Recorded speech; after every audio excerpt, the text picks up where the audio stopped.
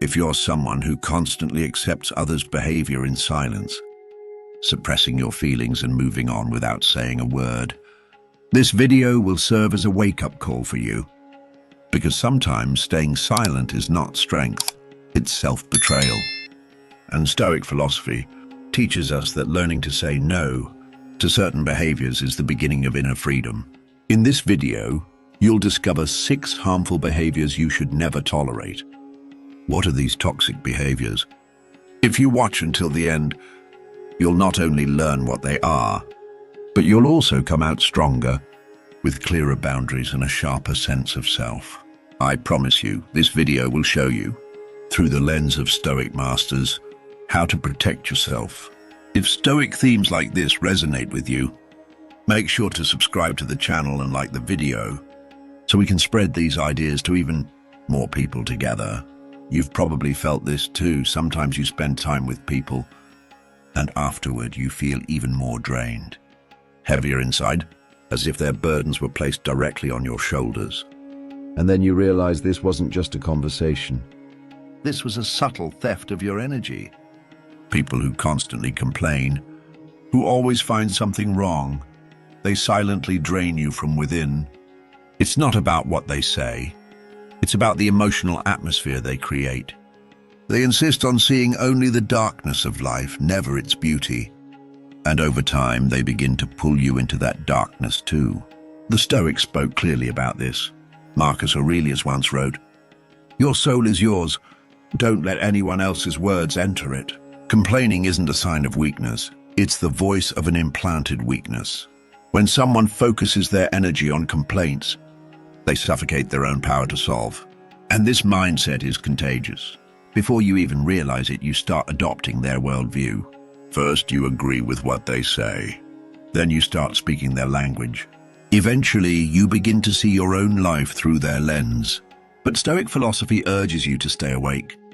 If you want to protect your inner peace, you must be mindful of what you allow into your life. Every relationship, every conversation, every person either calms your mind or disrupts it. Your soul is like a garden. What you plant is what will grow.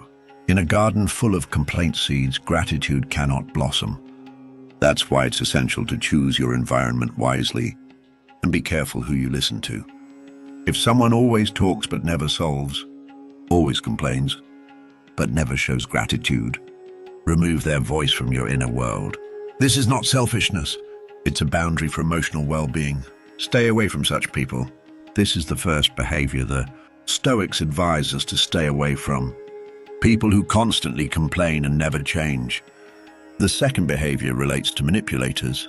Some of the most harmful people we encounter aren't openly confrontational. They manipulate quietly, trying to guide you in the direction they want. They play on your conscience, guilt-trip you, and make you feel as though everything is your responsibility. For example, a friend doesn't say what they want, but punishes you with silence.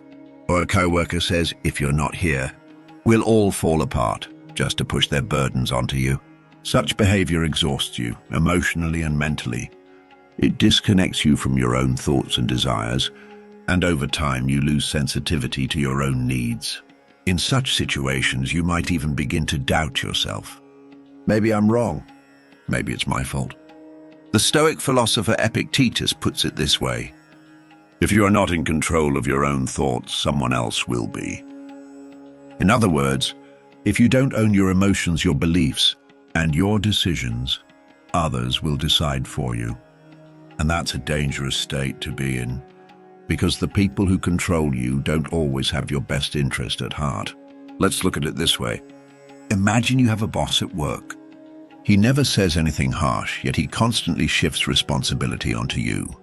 Every time something goes wrong, you're the one he blames, as if the entire burden lies on your shoulders.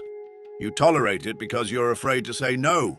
But over time, the workload and stress begin to suffocate you, and your self-confidence starts to fade. This kind of manipulation wears you down both psychologically and physically. But the Stoics remind us, freedom is not being a prisoner of other people's emotions. So you must set boundaries with those who try to guilt-trip you or manipulate your conscience. Saying no to manipulation means setting firm boundaries against those trying to control you. It means saying, "My thoughts and feelings deserve respect." That's one of the most important ways to protect your inner freedom. Yes, manipulation is often subtle and hidden. Sometimes even someone you love may manipulate you, for example, by dismissing your opinions in the name of love or by painting you as the villain. But the truth doesn't change. You must not tolerate such behavior. Each time you say no, you find a deeper sense of self. Each time you set a boundary, your inner strength grows. The Stoics teach us, own your thoughts and emotions. Don't become a prisoner of others' games. Now, the third behavior you should never tolerate is hypocrisy. Remaining silent in the face of two-faced people is a betrayal of your values. Picture this. You trust someone.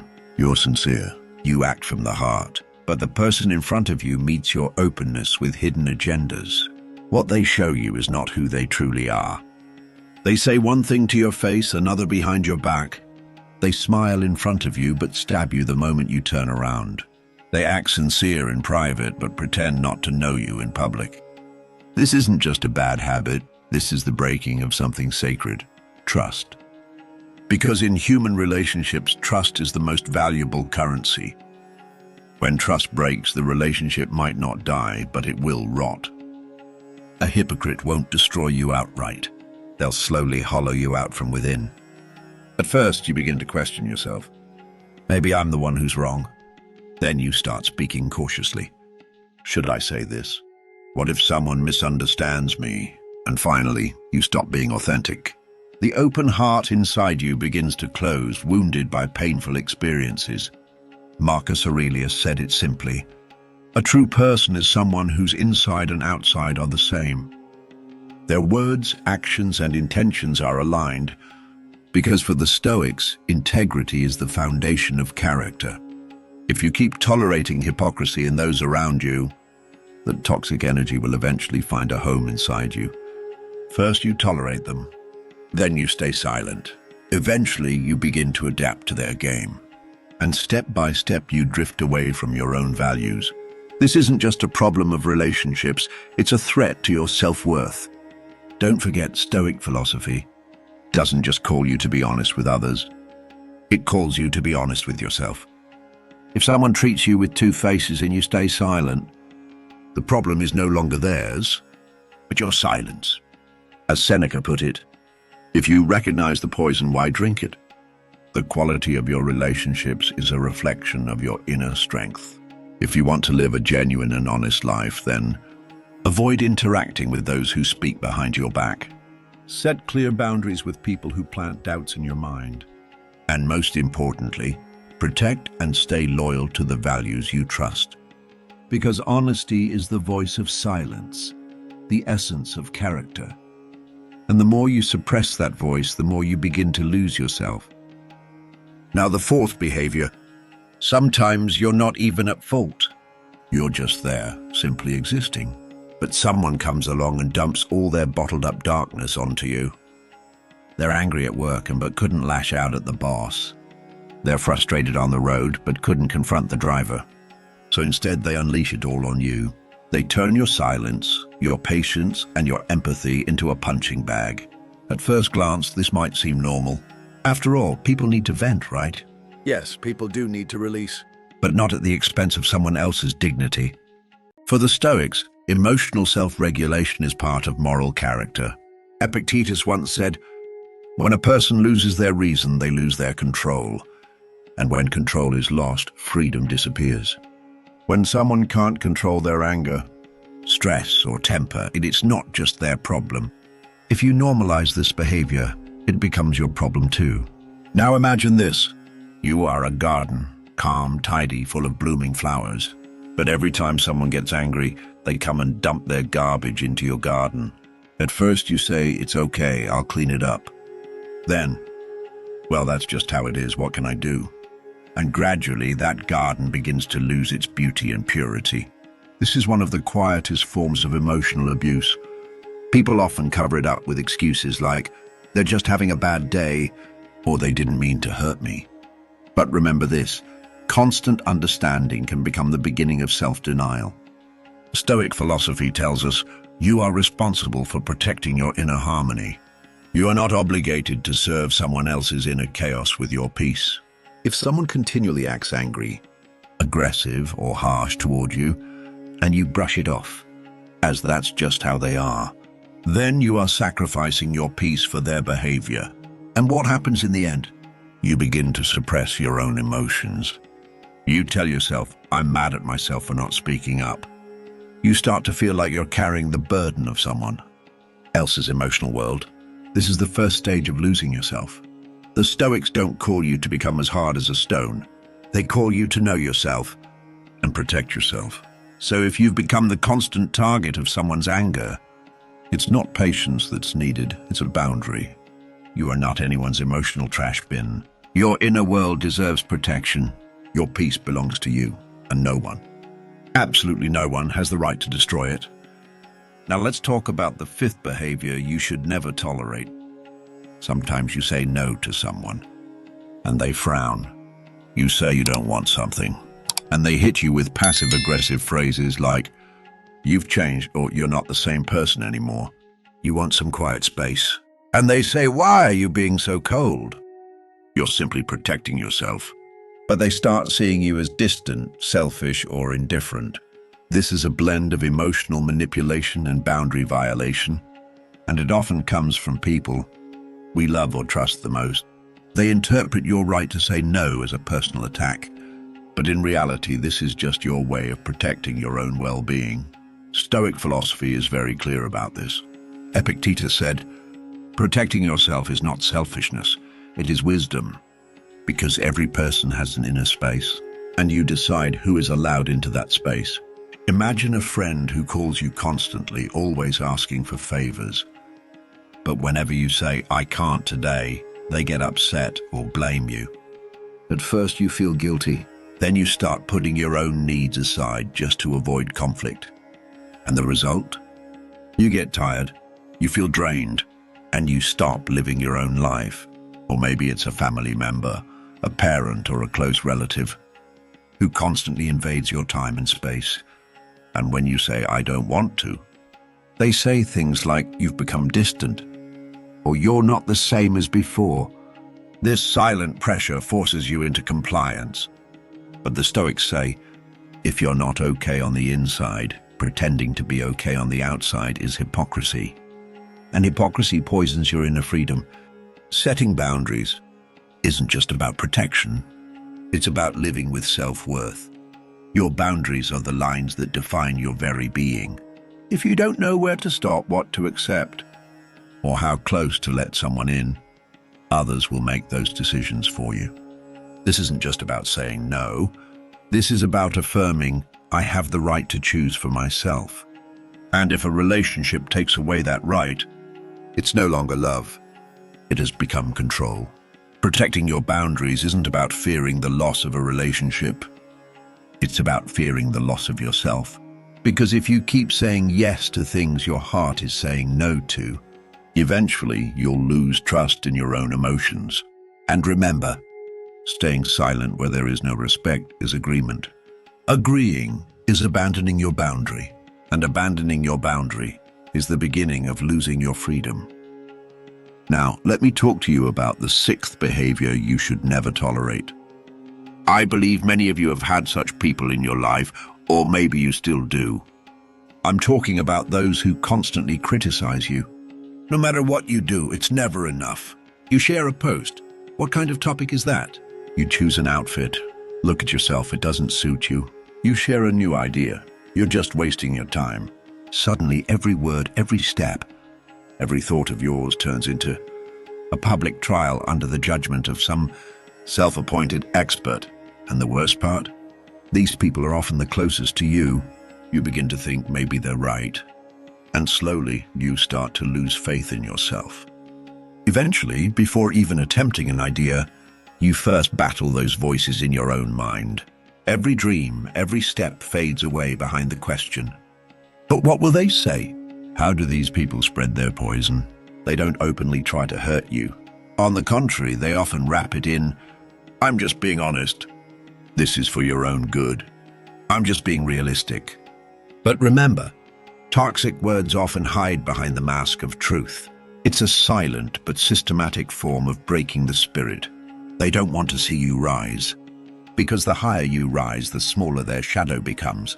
The more you act on your belief in yourself, the more control they lose. Imagine a young person wanting to start a blog. They're exploring topics, writing, sharing, but after every post a friend says, "Oh, you're a blogger now. Come on, this isn't for you." What a joke. At first the young person laughs it off. Then they go quiet. And finally they stop altogether. Dreams die. Passion fades. And the worst part, their inner light dims because of someone else's mocking criticism. Stoics didn't reject criticism entirely, but they asked this important question. When someone criticizes you, ask yourself, does this help me grow, or does it try to control me? If the answer is it pulls me down, then it's not a helpful insight. It's someone trying to elevate themselves by pushing you lower. As Seneca said, weak people can't handle someone else's light. They'll either try to put it out or shut their eyes. So what should you do? 1. Break the habit of automatically believing criticism. Not everything said is true. 2. Check the source. Who is saying it? How do they live? Have they ever dared to do what you're trying? 3. Know your rights. You have the right to make mistakes, to learn, to grow. That growth should come from experience, not from constant criticism. If you're always thinking about what others will say, you're no longer walking your own path. You're walking in their shadow. Criticism from the right person is a mirror, but from the wrong person, it's a wall. In one, you see yourself. In the other, you lose your way. No one has the right to dim your light. If you're shining, some will squint. But that doesn't mean you're too bright. It simply means you're growing. Stoic philosophy doesn't teach passive endurance. It teaches wise and principled strength.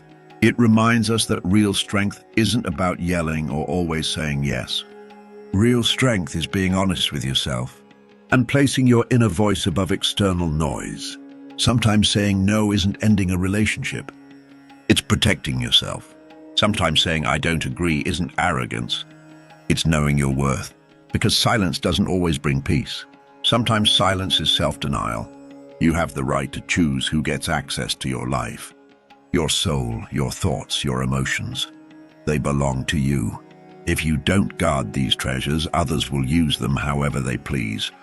The Stoic said, freedom is not ruled by what comes from the outside, but by what rises from within. So when you surrender to someone else's anger, manipulation, hypocrisy, boundary violation, or toxic criticism, you begin to lose the free person within you. And in the end, you forget who you're living for and why you've been staying silent. Now ask yourself, what am I silently tolerating today? Something I say yes to outwardly, but no to inside. What toxic behaviors am I allowing through my silence? Who in my life is draining my energy, but never giving anything back? Answering these questions doesn't make you harsh. It makes you awake, strong, and clear about what you truly want. Life isn't a place we came to please the voices of others. You are here to walk your own path, even if that means walking alone sometimes. Standing alone is staying true to yourself. If you lose someone for staying loyal to your principles, you've lost nothing. But if you abandon your principles to keep someone, you've already lost everything. Dear viewer, if this message spoke to you, subscribe to the channel, because here we awaken the power of the quiet ones. Like the video so this message can reach more people. Comment below which of these 6 behaviors felt most familiar to you. And remember, your soul is a fortress. You get to choose who enters. The greatest power is quiet, principled strength. Don't suffer in silence. Stand with wisdom. See you in the next video.